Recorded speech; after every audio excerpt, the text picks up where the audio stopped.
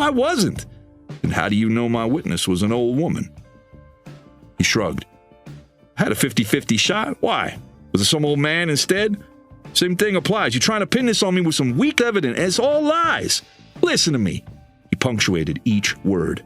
I was not there. Clint sank back in his chair, feeling defeated. His strategy had been to go straight at Garrett, to speak to his pragmatism on the one hand and use the emotion of the children to reinforce his proposed route of confession. He had failed.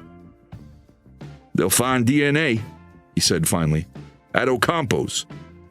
I doubt that, unless they do me like OJ. Clint gaped at him. That man was guilty, yet they still felt like they had to plant evidence just to make sure. Clint didn't have a reply.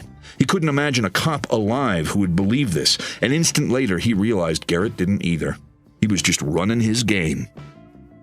You want to talk about things they might find? Garrett said. What do you want to bet they find drugs when they search Pomeroy's house? I think he was dirty. He always gave off that vibe, him and Talbot both. Clint shook his head slowly.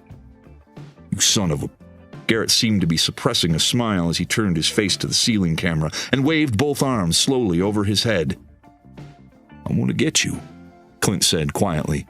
You know that, don't you? Garrett didn't reply immediately. When the lock in the door buzzed open, he stood up and proffered his wrists to Tater. He looked at Clint while corrections officers loosely ratcheted on the transport cuffs. You know that, right? Clint repeated. Garrett affected a look of pity. What I know is you gotta stop chasing shadows of black helicopters at the tree line, brother. Get some professional help, or retire.